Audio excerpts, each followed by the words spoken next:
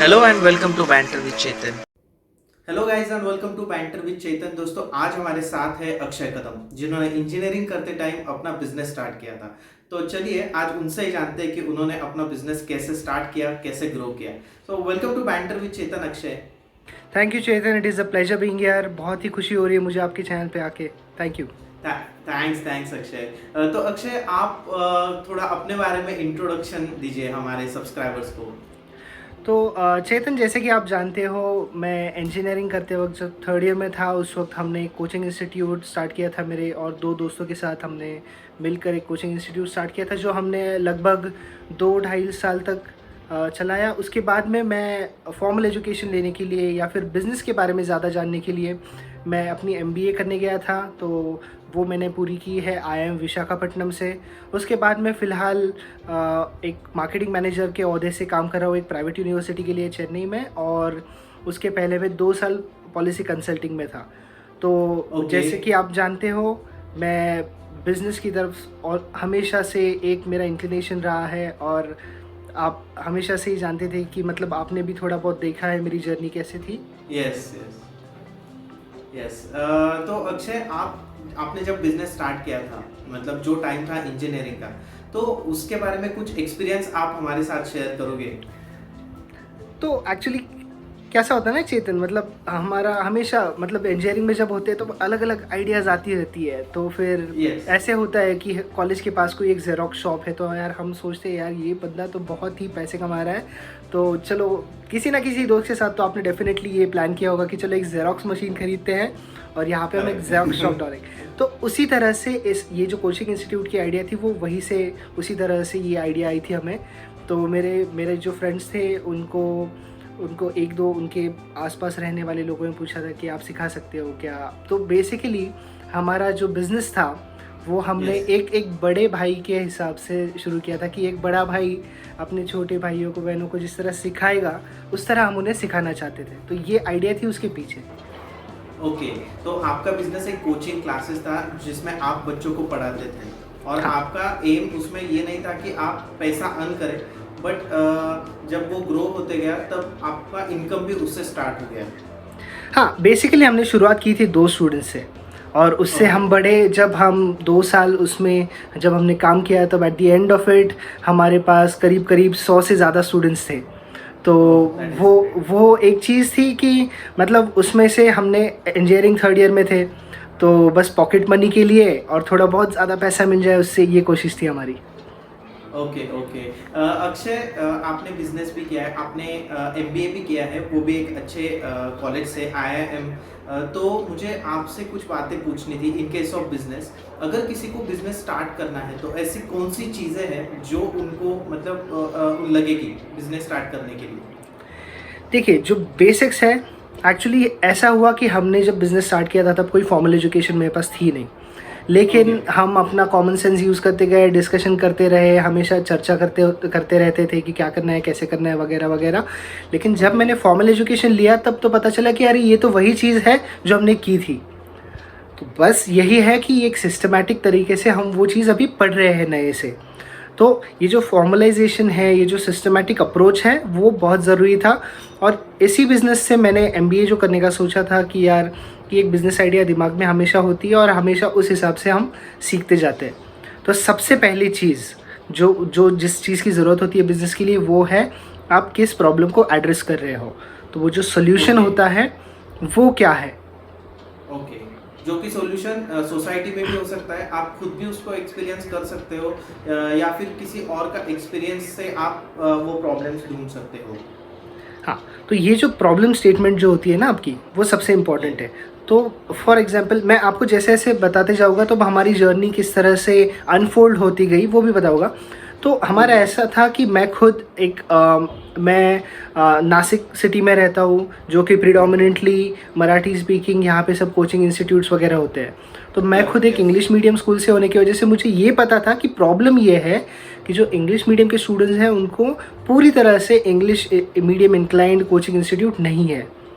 तो ये प्रॉब्लम मैंने खुद फेस की थी। मेरी सिस्टर जो थी वो भी उस वक्त क्लास 9th क्लास 10th में थी, तो उस वक्त ओके उन्हें भी वो ज़रूरत महसूस हो रही थी। तो हमने ये सोचा, हमारा प्रॉब्लम स्टेटमेंट ये था कि हमारे एरिया में इंग्लिश मीडियम स्टूडेंट्स के लिए कोचिंग इंस्टीट्यूट बनाना है, ठीक है। तो ये जो हम STP अप्रोच बोलते हैं ना, सेगमेंटेशन, टारगेटिंग, पोजीशनिंग, वो अपने आप होती गई। इंग्लिश मीडियम स्टूडेंट्स के लिए बनाना है, इस एरिया में बनाया है। तो मुझे पता था कि ये 2 स्कूल्स मेरे पास है, हमारे एरिया में है, तो इन स्कूल्स के स्टूडेंट्स या फिर उनके फ्रेंड्स, इनको टारगेट करना है। और पोजीशनिंग ये है, जैसे मैंने आपको कहा कि बस बुक में जो चीज़ें दी है वो नहीं सिखानी है। तो मैं भी उस वक्त खुद MBA के लिए प्रिपरेशन कर रहा था, तो मैं कुछ नई चीज़ें सीख रहा था, वो चीज़ें भी मैं उन्हें सिखाता था। तो ये हो गया हमारा प्रॉब्लम। पहली चीज़ हुई कि आपने किस प्रॉब्लम को एड्रेस कर रहे हो। दूसरी चीज़ ये है कि आपके पास उस चीज़ के लिए ऑडियंस है या नहीं। तो मैंने क्या किया, मेरी सिस्टर के जो फ्रेंड्स थे उनसे बात की, उनके पेरेंट्स से बात की, उनसे जानकारी ली कि आप सच में, अगर मैंने ऐसा कोई कोचिंग इंस्टीट्यूट स्टार्ट किया तो आप इंटरेस्टेड हो गए या नहीं, वो मैंने देखा। तीसरी बात, whether they are willing to pay for it, कि आप उस चीज़ के लिए पैसे पे कर सकते हो या नहीं, अगर हाँ तो कितने। तो ये सब जो रिसर्च की चीज़ें हैं ये हम शुरुआत करते गए। और फिर बाद में हमने सोचा कि हमारा डिफरेंशिएटर क्या है, डिफरेंशिएटिंग फैक्टर क्या है। तो हमने सोचा कि सिर्फ बुक में की चीज़ें ना सिखाते हुए, तो मैं क्या करता था, मेरे फ्रेंड्स को बुलाता था। और मेरे वो जो फ्रेंड्स थे वो अलग अलग फील्ड से होते थे। कोई CA की प्रिपरेशन कर रहा था, कोई UPSC की प्रिपरेशन कर रहा था, कोई MBA कर रहा था उस वक्त। तो वो आके हमारे जो स्टूडेंट्स थे उन्हें बताते थे कि किस फील्ड में किस तरह प्रिपरेशन होती है, कौन सी चीज़ें होती है, जो नुआंसेस होते हैं वो। तो ये हमारा डिफरेंशिएटिंग फैक्टर था। इसके अलावा हाँ, और जो 5वीं चीज़ है वो है कि आपका बिज़नेस आपको खुद पता होना चाहिए। तो जब मैं वो बिज़नेस रन कर रहा था, एक टीचिंग के बिज़नेस में, मैं खुद भी टीचिंग कर रहा था, तो मैं भी कुछ सब्जेक्ट सिखाता था। तो मुझे पता था कि वो बिज़नेस की न्यूआंसेस क्या है, एक्चुअल जो चीज़ें होती है, जो डिटेलिंग होती है, वो मुझे पता थी। तो इसलिए मैं वो थोड़ी और अच्छे से कर पा रहा था। Okay so Akshay, these are the 5 factors. ये 5 फैक्टर्स है जो आपको अगर बिजनेस स्टार्ट करना है तो ये आपको सर्च करना पड़ेगा इनके बारे में, राइट। आपको इन चीज़ों की क्लैरिटी होनी चाहिए बेसिकली, ठीक है। और ये सब चीज़ें एक बार आपके पास आ जाए तो उसके बाद जो चीज़ होती है ना, आपने एलिवेटर पिच सुना होगा। तो एलिवेटर पिच ये होता है कि बेसिकली आप ऐसा समझ लिए एक इंस्टेंस कि आप आपका बिजनेस पिच करने जा रहे हो किसी इन्वेस्टर के पास, लेकिन वही इन्वेस्टर आपको लिफ्ट में मिल जाए। एलिवेटर मतलब जो लिफ्ट होती है बिल्डिंग की, तो लिफ्ट में मिल जाए। तो आप उस अपने फ्लोर तक जब तक पहुंच रहे हो, उतने समय में आपके पास एक अपॉर्चुनिटी है उनको आपकी बिजनेस आइडिया बताने की। तो उतने समय में जो आप बता सकते हो ना, आपका पूरा बिजनेस उतने समय में बताना, वो होता है एलिवेटर पिच। आप आपका एलिवेटर पिच रेडी कर दीजिए, फिर आगे का जो कॉन्वर्जेशन है वो अपने आप बनता है। Okay, yes. Akshay, business start करने के लिए कौन सी चीज़ें लगती हैं वो आपने बताया, बट बहुत सारे ऐसे बुक्स होते हैं या फिर अभी यूट्यूब पे भी बहुत अच्छा कंटेंट आ रहा है कि जिसमें आपको अच्छी इन्फॉर्मेशन मिल रही है। आप कोई बुक रेफर करना चाहोगे? मैंने एक जो सबसे शुरुआत में जो बुक पढ़ी थी, लेकिन वो ऐसी बुक है कि मतलब आप 10 साल पहले भी पढ़ते, 5 साल पहले भी पढ़ते, मैं तो कहता हूँ अगले 10 साल में भी वो पूरी तरह से रेलेवेंट है। उस बुक का नाम है rich dad poor dad by Robert Kiyosaki. तो बहुत ही बेसिक सी बुक है, बहुत फंडामेंटल बुक है, बहुत ही अच्छी है। बस एक बार आप पढ़ो तो आपको आपकी आइडियाज़ क्लियर हो जाएगी, ये तो डेफिनेटली होगा। इसके अलावा जैसे आप कंटेंट कह रहे थे, तो मैं और 2 तरह के कंटेंट बताता हूँ आपको। यूट्यूब पे अगर आपको देखना है तो एक सीरीज़ है जिसका नाम है पिक्चर्स। उसमें एक स्टार्टअप की जर्नी बताई है, किस तरह से किस तरह से दोस्त मिलके अपनी जॉब छोड़ के एक बिज़नेस स्टार्ट करते हैं, किस तरह से ग्रो करते हैं, वो एक हुआ। और तीसरी जो चीज़ है जो मैं रेकमेंड करूँगा वो है शार्क टैंक करके एक सीरीज़ है जो आपको नेटफ्लिक्स पे मिलेगी। तो वहाँ पे उसके टोटल आई गेस 11 सीजन्स हैं। तो शार्क टैंक एक ऐसी सीरीज़ है जिसमें मैं इस तरह से देखता हूँ कि मेरा बिज़नेस आइडिया मेरे दिमाग में है, और वहाँ पे ऐसे होते हैं कि लोग बिज़नेस आके पिच करते हैं और इन्वेस्टर्स उन्हें सवाल पूछते हैं, तो वो सवाल मैं कोशिश करता हूँ रिलेट करूँ मेरे बिज़नेस से।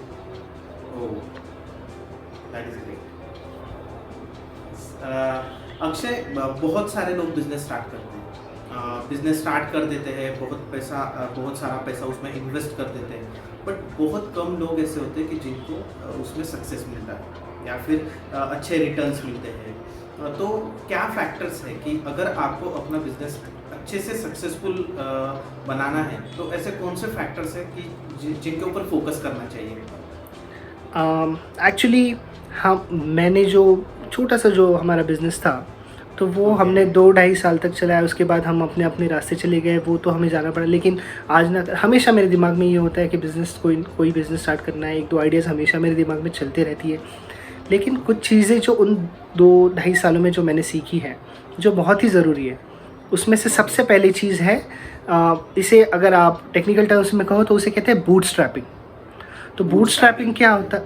हाँ, तो बूटस्ट्रैपिंग क्या होता है कि आपके पास जो खुद का पैसा है या आपके फैमिली, आपके फ्रेंड्स से जो थोड़ा बहुत पैसा मिल सकता है, जो कि हमने भी ऐसा किया था, जो हमें बाद में पता चला कि यार हमने तो बूटस्ट्रैपिंग किया था।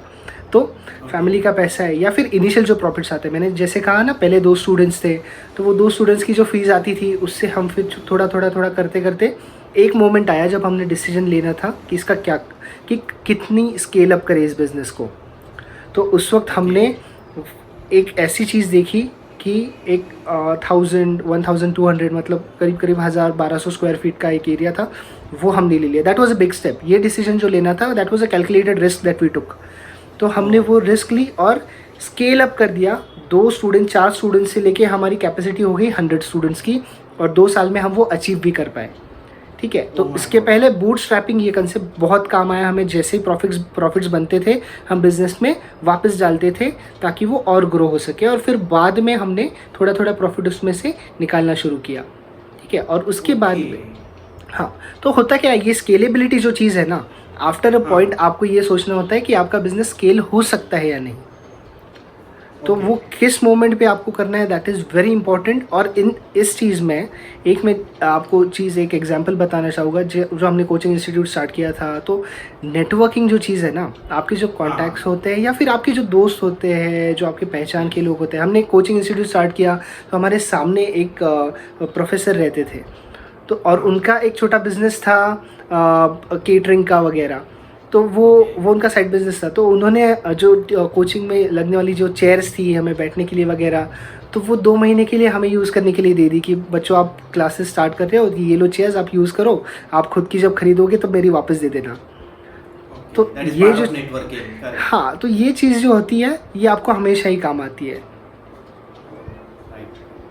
अक्षय, आपने अभी बताया कि बिजनेस को सक्सेसफुल हम कैसे कर सकते हैं, बट सक्सेसफुल होने के बाद एक बात आती है कि कंसिस्टेंसी, हम उसको ग्रो कैसे करें। तो बिजनेस को ग्रो करने के लिए क्या करना चाहिए? हाँ, तो चेतन, मैंने पहले आपको कहा था स्केलेबिलिटी का जो एस्पेक्ट है, स्केलेबिलिटी आप जैसे जैसे बिज़नेस में आप उसमें डील करते जाते हो, जैसे जैसे आप आगे बढ़ते हो, आपको समझ जाता है कि वेदर ये दिस बिज़नेस इज स्केलेबल, ये बड़ी स्केल तक या बड़ी वो कितना बड़ा हो सकता है, ये आप समझ जाते हो। तो स्केलेबिलिटी होना बहुत ज़रूरी है। ठीक है, पहली बात अगर वो होगी तो जो आगे की चीज़ें हैं। वैसे अगर आपके बिज़नेस को सपोर्ट करने के लिए इंक्यूबेटर्स होते हैं, इंडिया में करीब 250 इंक्यूबेटर्स है, अप्रॉक्सीमेटली अराउंड 250 इंक्यूबेटर्स। ये काफ़ी इंस्टीट्यूट्स में होते हैं, यूनिवर्सिटीज़ में होते हैं, या इंडिविजुअल इंडिपेंडेंट इंक्यूबेटर्स भी होते हैं, या एक्सेलरेटर्स भी होते हैं। तो इंक्यूबेटर्स क्या करते हैं, वहाँ पे ऐसे लोग होते हैं आपको अवेलेबल मिलते हैं कि जो लोग आपको गाइड कर सके, जिनका नेटवर्क हो, जो आपको रेलेवेंट लोगों से मिला सके, जो आपके बिज़नेस आपकी इंडस्ट्री में काम करते हैं।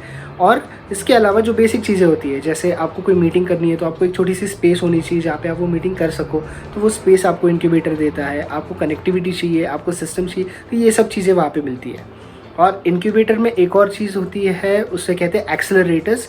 तो एक्सेलरेटर्स ये होता है कि वो थोड़ा और ऑर्गेनाइज्ड होता है, और वहाँ पे आपका बिज़नेस नेसेंट स्टेज पे ना हो, थोड़ा डेवलप हो गया हो, और फिर आपको जो मदद की ज़रूरत होती है बिज़नेस में, वो जनरली एक्सेलरेटर्स प्रोवाइड करते हैं। तो आप गूगल भी करो तो आपको बहुत सारे इंक्यूबेटर्स एक्सेलरेटर्स मिल जाएंगे।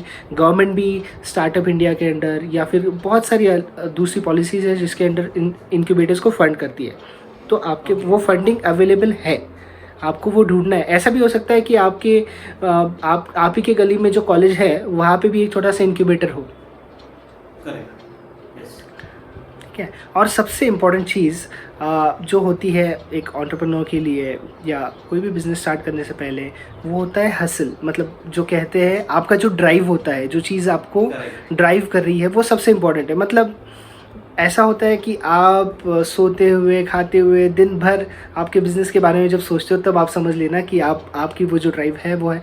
और मतलब उस चीज़ को कोई ऑप्शन नहीं है।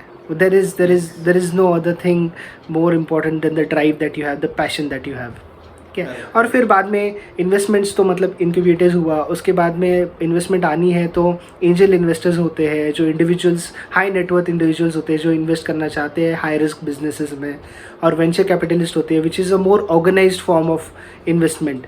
तो ये सब तो बाद की चीज़ें हुई, लेकिन जो आपके बेसिक्स है, जो बिज़नेस आइडिया है, जो कंसेप्ट है, वो क्लियर होना सबसे ज़्यादा ज़रूरी है। Okay, yes.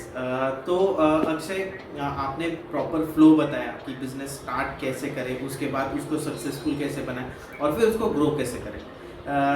आपकी जर्नी बहुत इंटरेस्टिंग थी। जब आपने इंजीनियरिंग में भी ये सब मतलब बिजनेस स्टार्ट किया था, उसको ग्रो किया, बाद में आपने IIM किया, तो फ्यूचर में आपके प्लान्स क्या हैं? देखिए फिलहाल तो विच डोमेन और किस फील्ड में आप बिजनेस करने का सोच रहे हो, मतलब इस बारे में कुछ बताएं। मेरा तो ऐसा हो गया है ना कि मतलब मैं हमेशा कहता हूँ कि मैं सेरेंडिपिटी में विश्वास करता हूँ। तो मैंने हमेशा से ऐसा हुआ है कि एजुकेशन डोमेन में हमेशा से किसी ना किसी तरह से मेरा लेन देन या जो भी है, मतलब आज भी मैं एजुकेशन इंडस्ट्री में काम कर रहा हूँ। तो मैं जो भी बिज़नेस सोचता हूँ वो इसी इंडस्ट्री में सोच पाता हूँ, या फिर मैं उसे ज़्यादा अच्छी तरह से जस्टिफाई कर पाऊँगा, या फिर वो जो रोल होगा वो मैं अच्छी तरह से प्ले कर पाऊँगा। तो अभी ये तो फ़िलहाल मैं सीख रहा हूँ। मैंने एक स्टेट लेवल पे काम करके देख लिया, मैं अभी यूनिवर्सिटी लेवल पे काम कर रहा हूँ। तो जब इंस्टीट्यूशन लेवल पे काम करते हो तो अलग डिटेल समझते हो। तो इस तरह से मैं पूरी डोमेन का नॉलेज लेकर फिर कुछ सालों में जब मुझे ऐसा लगे कि हाँ मैं अभी पूरी तरह से तैयार हूँ एक स्केलेबल बिज़नेस करने के लिए, तब मैं अपनी आइडिया को एग्जीक्यूट करूँगा। Okay, that is great. Akshay, thank you so much, आप हमारे चैनल पे आए, आपने इतना अच्छे से एक्सप्लेन किया।